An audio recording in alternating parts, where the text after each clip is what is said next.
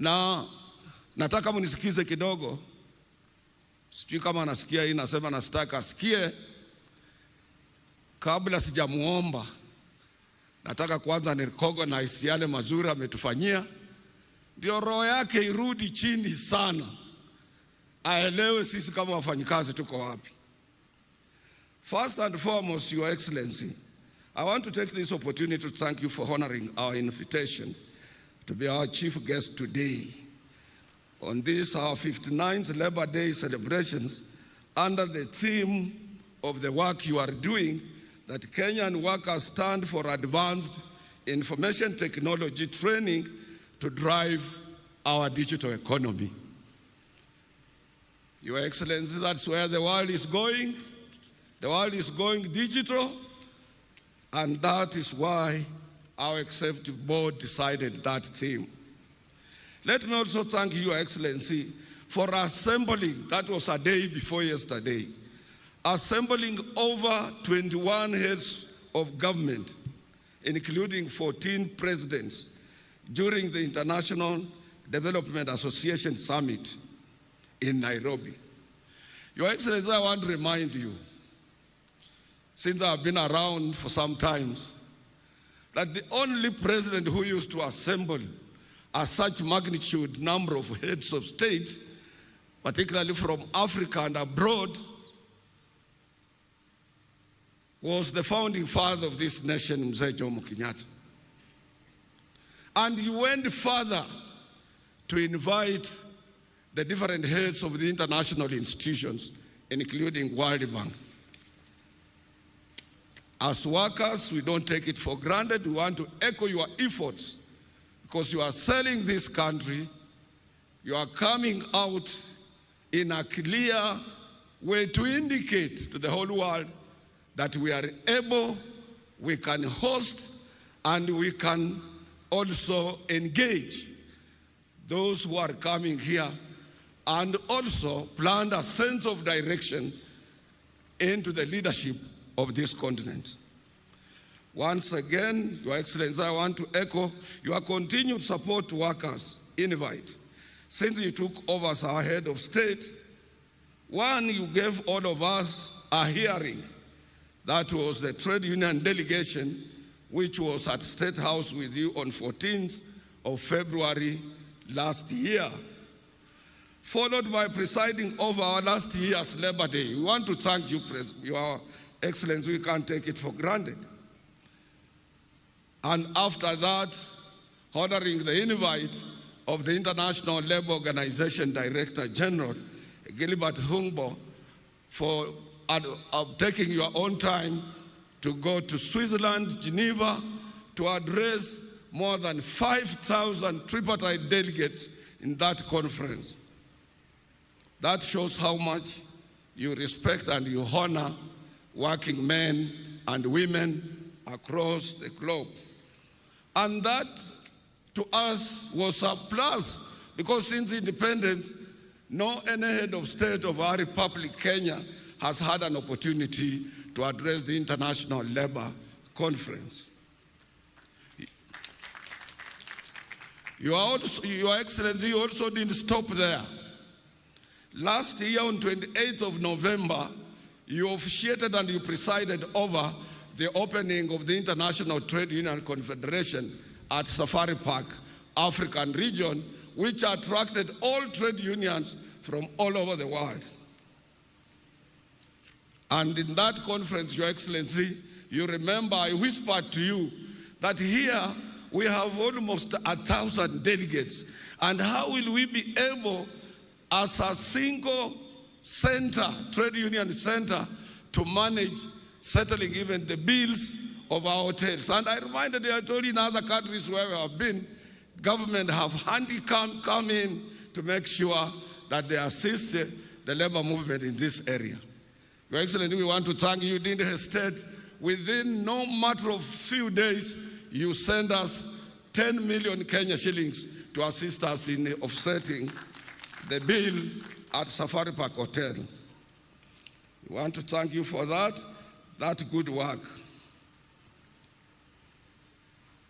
Your Excellency, the other thing we remind people today, And I want my brothers and sisters to listen carefully, because some of our people cannot be able to differentiate a trade union with a SACCO or savings and cooperative societies that we have.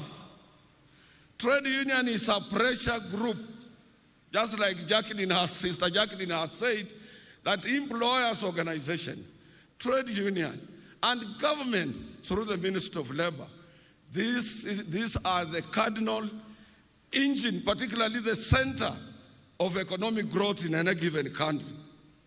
And it does not require hoppers, it does not require people to hawk in. It has enormous industrial relations machinery established for all of us to follow. When I hear some people coming out with some suggestions that are irrelevant, unacceptable, and not in tune with the dance that is on the platform currently, Your Excellency, we must always remember that Africa, Asia, and Latin America, we attained our independence through the struggle of the trade union movement, including this our country. In Kenya, we will always remember and forever celebrate our founding father of this nation, Mzee Jomo Kenyatta, who was part of the local government workers union, now the county government workers union. We must remember our several brothers from the Asian community. One of them was Makan Singh, who championed for registration of the trade union in this country and in East Africa. Followed by Cheke Kibachia, Agre Minya, Thomas Joseph Mboya, Fred Kubai, Vicky Wachira. Vicky Wachira was very militant, a young man in Nairobi. And Ratibu Hussein from Kibera, he was also a young man who fought closely with the labor movement for us to attain independence. We had Pio Gama Pinto, we had Ocholo Gai Makanyengo, we had Martin Shikuku, Clement Lubembe, and Dennis Akuma, among others. These were all labor leaders before independence, including Fred Kubai. And across Africa, Your Excellency, trade unionists who spearheaded their countries to independence were John Tetiga of Ghana, Ahmed Tililo of Tunisia, Paul Humphrey Luanda of Uganda, Rashid Kawawa of Tanzania, Abdoulaye Diallo of Guinea-Conakry, Demba Diop of Mali, as well as Cyril Ramaphosa, the current president of South Africa. These are the gallants, fearless fighters, people who set us free from the labor movement. And we must remember them. We must have their history. They were not people who had been appointed by government on various positions and they want to pretend to be labor leaders. Change this on. And Your Excellency, today's trade union movement has changed from agitation to scientific dialogue. That is why you don't hear us on newspapers. That is why you don't hear us fighting. We are busy with the employers in boardrooms, negotiating for good terms and conditions of service of our members. And Jacqueline is here. She can bear me a witness. In my own union, this year, I signed more than 44 CBAs to cushion workers from the cost of living. And some say, Atwoli, amekaa tu pale, hii mzee. Ni mzee wa ujuzi, mzee wa kisasa.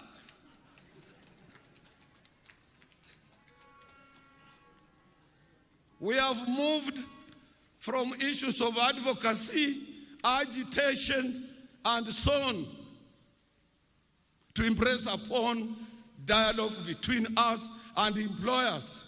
And Your Excellency, nowadays, because of digital economy, e-commerce, or platform economy as it is known, we research through our COTU Education and Economic Research Department to any enterprise before we engage employer tunaangalia huyu ametengeneza pesa ngapi, na ile ya juu ndio tunakuja kumwambia bwana, wewe kampuni yako imetengeneza pesa hii umenunua gari, hii umefanya hii umefanya hii pesa fulani, zingine umepeleka Dubai, zingine umepeleka Ulaya, na hizi zimebaki ndio sisi tunataka tugawanyane na wafanyikazi.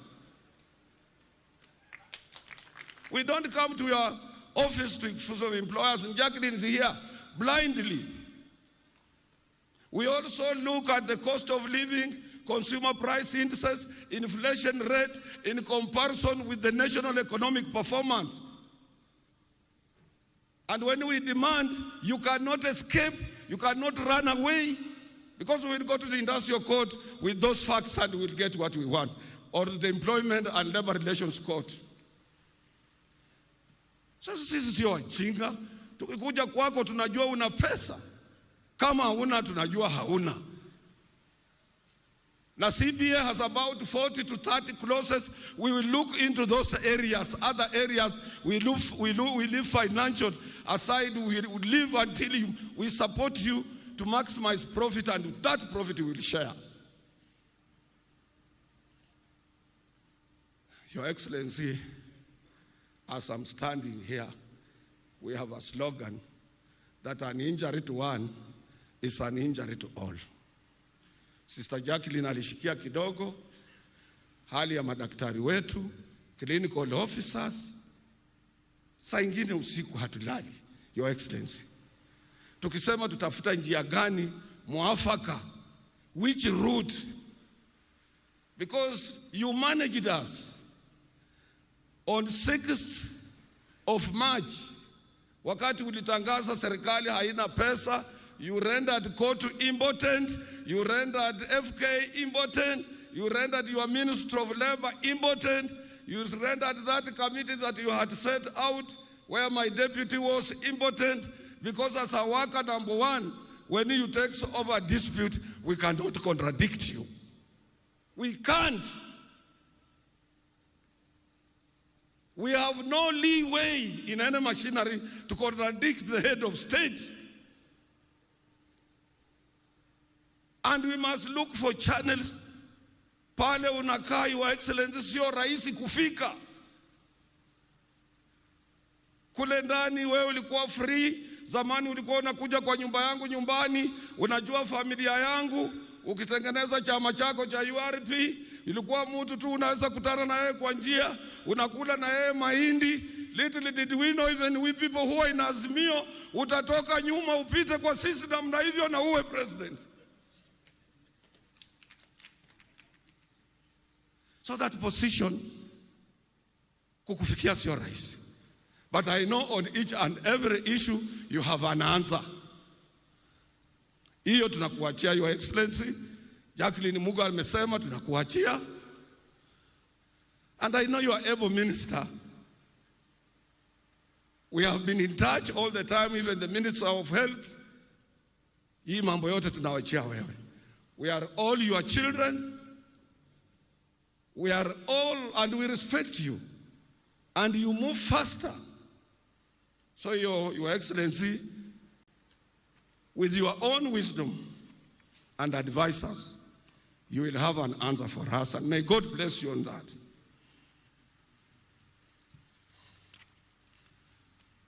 Karibu nimalize. Naomba Mungu anisaidie niwe mfupi sana kwa maneno, nisikose. Your Excellency, I a little bit touched on digital e-commerce, as it is known now in the circle of International Labour Organization as platform economy. And also in other areas it is known as smart economy. Because smart, we use smart gadgets, we use smart telephones, smart iPads, smart computers, smart televisions, and these are the things currently driving the economy. We want to thank you for the efforts you are making to make sure that you establish information technology centers in the whole of the Republic to make sure that our young men and women are versed with what is going to be there in future. That is where the world is going. where people will be able to earn from where they are living, from Karachuonyo, from Huisero, where I come from, and from other places, from Coast, from Kilifi, and from other places, simply because now you would have, this one opens the world and the young men to the world markets of business. And we want to thank you for that and appeal to you, Excellency. We have refurbished Tom Mboya Labour College at a tune of 500 million Kenya shillings without borrowing, coming from workers alone. And I want people who are making noise to visit Tom Mboya Labour College, Kisumu. It's more than any known university in this country today. We are asking you kindly, Your Excellency, to support our efforts on that college and come and launch it as an IT center for our country, where we'll be able to train both workers, employers, and first-line managers from every farm that we deal with, and also from parastatals, and your government as well can use that institution.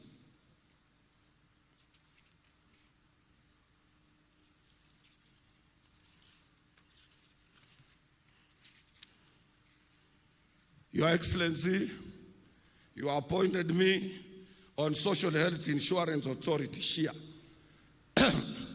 And we are migrating to this new authority from National Hospital Insurance Fund. We support you very much on this. And more so, the people you appointed on this SHIA board are capable people who are committed, Your Excellency, to help you, including the PS Health, including the current acting CEO, and more so, the chairman, Dr. Luenyi. But I want to appeal to you, Your Excellency. You need to come in and assist us to make sure that infrastructure is within the Ministry of Health, is dealt with quickly, so that we can be within framework of making sure that as we start registration, everything is in order and everything is going on as planned. But we will support you in this area. Some of us, we are your eye there. As I'm telling you, it has capable members of the board that I've never seen in another board. People who are concerned, Your Excellency, to support you. Only little bit extend your hand in support of what they are trying to come up with. On the issue of housing, you remember you did lectures about this when last year during Labor Day, and you convinced us as workers that we must support you. And when I asked your ministry, which is in charge, whether workers will have an opportunity to be on that board, and after consultation with their office, they are allowed us, as per the current act, to appoint one of us on that particular board. The purpose is we as workers will support it financially. But the eye on that board also, when there will be allotment, because we have some shop stewards and workers who have even nowhere to sleep, they will have an opportunity to be housed in this new venture that you have started. And it is not only in Africa. Algeria, they did it. Egypt, they did it. And so many other African countries, they did it. And as I've said, the only problem with our country, Your Excellency, is that we were not used to paying taxes. And when you said everybody should pay tax, it became as an alien issue in this country. Because a normal Kenyan would like to eat without working, would like to make money without earning. And this is where the problem is. I want to end there, Your Excellency. I don't want to tire you. But the last area I want to ask you, because I said I will recognize all good things you have done for workers of this country. And you will continue doing these things. And next year we will be with you. And other years to come. And we will give you support as a pressure group. And when we are called to kiitwa tutaitika sisi.